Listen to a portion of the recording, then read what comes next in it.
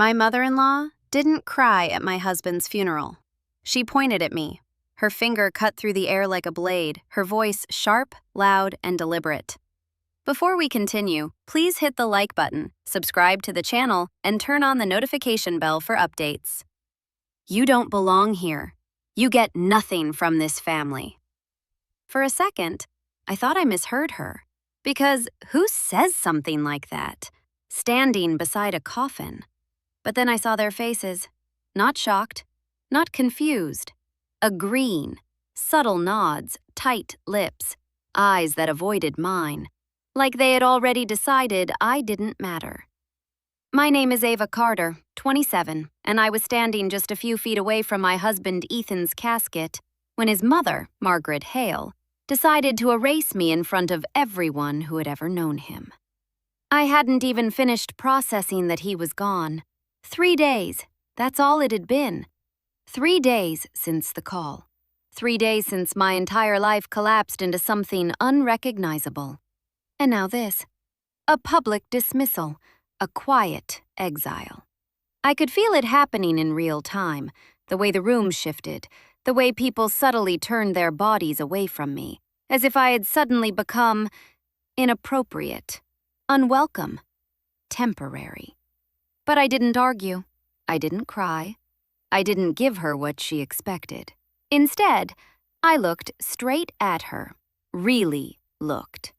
At the slight tremble in her hand, at the way her jaw was set just a little too tight, at the calculation behind her grief. And then I said the only thing that made sense anymore. Should I tell them? It was quiet, not loud, not dramatic, but it landed. Because everything about her changed in an instant. Her hand dropped, her face lost color. And for the first time since I'd known her, Margaret Hale looked afraid. "Don't you!" she snapped, her voice rising, cracking in a way that didn't match grief, but she didn't get to finish. A voice from somewhere behind me cut through the tension. "Tell us what?" And just like that, every eye in the room shifted. Not to her, to me. Because there was something they didn't know. Something Ethan had made sure I would find. Something that explained why, in the days before he died, he stopped trusting the people he had known his entire life. I tightened my grip on my bag, because inside it was the truth. And once I said it out loud, there would be no taking it back.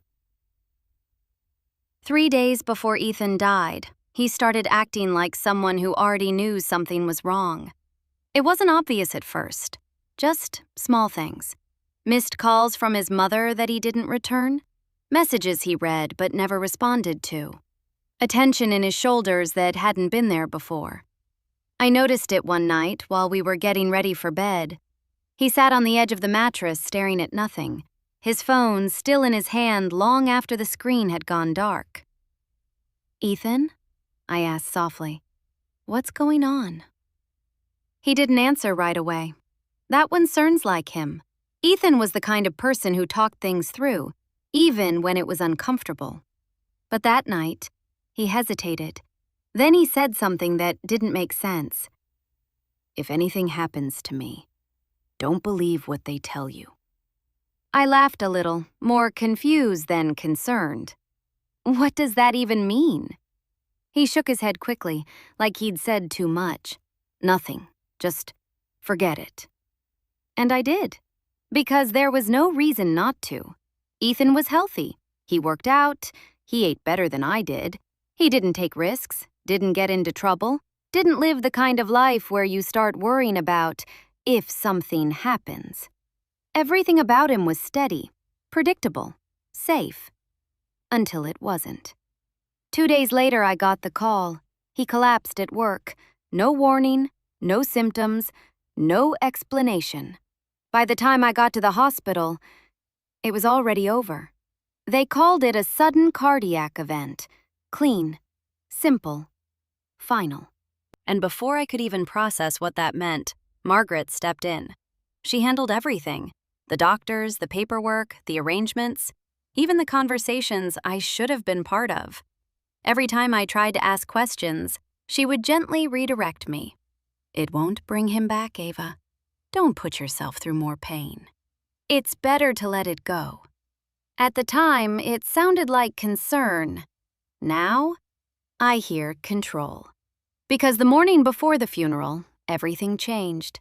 There was an envelope waiting at the door. No return address, no note on the outside. Just my name. Inside were documents, organized, deliberate, bank statements, insurance records, and a folded piece of paper in Ethan's handwriting. My hands were already shaking before I opened it. 3 lines. That was all. I found something. If anything happens to me, it wasn't natural. Trust no one in this house. My stomach dropped. Because suddenly, his words from that night made sense. And the documents underneath confirmed it. A life insurance policy opened 2 months ago, worth $2.5 million. I scanned the page, my eyes moving faster, my breathing getting tighter, until I found the name listed under beneficiary. Not mine, never mine. Margaret Hale. And worse, there was a signature attached to the authorization. Hers. Clear. Intentional. Impossible to ignore. By the time I walked into the funeral, I wasn't just there to say goodbye. I was there to watch. Every movement, every word, every look that passed between people who thought I wasn't paying attention. Because once you know something is wrong, you start seeing everything differently. The room felt colder than it should have. Not physically, emotionally. People hugged me, but it felt rehearsed. Their condolences sounded right, but their eyes didn't stay on mine long enough. And Margaret? She moved through the room like she owned it, composed, controlled, untouchable. Greeting guests, accepting sympathy, directing everything with quiet authority. If someone didn't know better, they'd think she was the only one who had lost Ethan. Not me, not his wife, just her. Then came the speech. She stood at the front, her posture perfect, her voice measured with just enough emotion to feel convincing. She talked about Ethan as a son, his childhood, his achievements, his devotion to family. She described him as someone who had been under a lot of stress lately. That word lingered. Stress. Like she was planting something, preparing the room to accept a version of him that explained everything, without raising questions. But she never said my name. Not once, not in passing, not indirectly, not even by accident. It was like I had already been removed from his life, and slowly, I could feel it working. The room began to shift. People glanced at me differently now, not with warmth, with uncertainty, with quiet judgment. And then she turned toward me, right there, in front of everyone. Her expression hardened just enough, and she pointed. "You don't belong here," she said. "You get nothing from this family." The words landed exactly the way she intended. Final, public, unchallengeable. A narrative sealed in real time. But she made one mistake. She thought I would stay silent. So I didn't argue. I didn't defend myself. I didn't even raise my voice. I just looked at her and said, "Should I tell them?" That was the moment everything cracked. Her composure, her control, her certainty. Gone. Her hand dropped slightly, her eyes widening just enough to give her away. "Don't you?" she started, her voice sharp, urgent now. But I was already moving. My hand slid into my bag, and when I pulled the envelope out, the entire room went still. The voice came again, clearer this time, cutting straight through the tension Margaret had tried so carefully to control. There was no soft way out of this anymore. No way to pretend. No way to delay. I stepped forward, the envelope steady in my hands, even though everything inside me felt like it was shifting. "I think everyone deserves to know," I said, my voice calm, controlled. Nothing like the storm building underneath it. Why Ethan didn't believe he was going to die naturally. The reaction was immediate. Confusion, discomfort, a ripple of unease spreading through the room like something just beneath the surface had been disturbed. Margaret moved toward me, fast, too fast. "That's enough," she snapped, her voice losing that polished edge for the first time. But I didn't stop. "No," I said, meeting her eyes directly. "It's not." That was the moment people started paying real attention. Not polite attention, focused attention. The kind that waits for something to break. I turned slightly, opening my stance to the room. "To everyone here who thinks I don't belong," I continued, lifting the first document. "This was taken out 2 months ago." A few people leaned in. "A life insurance policy. $2.5 million. That got them. Murmurs spread instantly, low, sharp, uncertain. "And I'm not the beneficiary." Now the silence hit harder than any reaction. I let it sit for just a second before finishing. "Margaret Hale is." A sharp intake of breath came from somewhere behind me. Someone whispered, "That doesn't make sense." But I wasn't finished.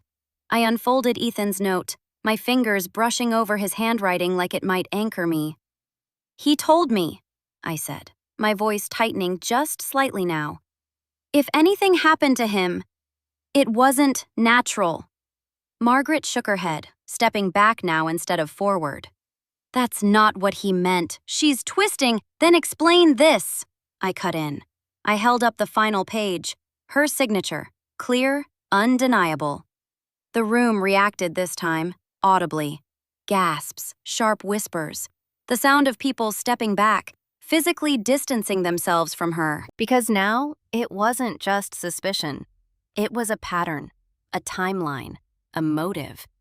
Margaret's composure collapsed completely. "You're manipulating this!" she shouted. But her voice cracked in a way that didn't carry authority anymore, only desperation. No one moved to defend her. No one stepped in. Because they were all recalculating. Everything they thought they knew about Ethan, about his death, about her. And in that moment, I could feel it, the shift. The control she had held over that room was gone. But one question still hung in the air, heavier than everything else. If Ethan didn't die naturally? The truth didn't explode all at once. It unraveled, slowly, precisely, in ways Margaret couldn't control anymore. What happened at the funeral didn't stay in that room. Too many people had seen it. Too many had questions. And for the first time since Ethan's death, those questions didn't get quietly dismissed. They got louder. Within days, the case was reopened. Not because of rumors, because of evidence. The documents I handed over, the policy, the timing, Ethan's note. It was enough to force a second look, and this time, they didn't rush it. Toxicology was re-examined, carefully, thoroughly, and when they looked for something specific, they found it. A rare substance, slow-acting, difficult to detect unless you knew exactly what you were searching for. It explained everything. The sudden collapse, the lack of warning, the clean, convenient diagnosis. Ethan hadn't just died. He had been poisoned. From there, the pieces fell into place faster than Margaret could stop them.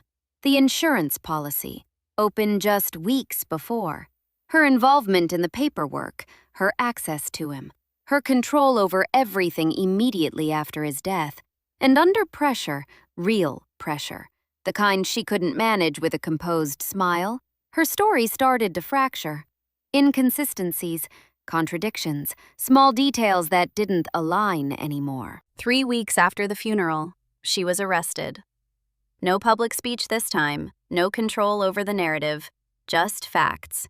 Charges followed, and the same people who had nodded along with her at the funeral, they disappeared. No visits, no defense, no quiet support. Because once the truth surfaced, there was nothing left to stand on. I didn't go to every hearing. I didn't need to.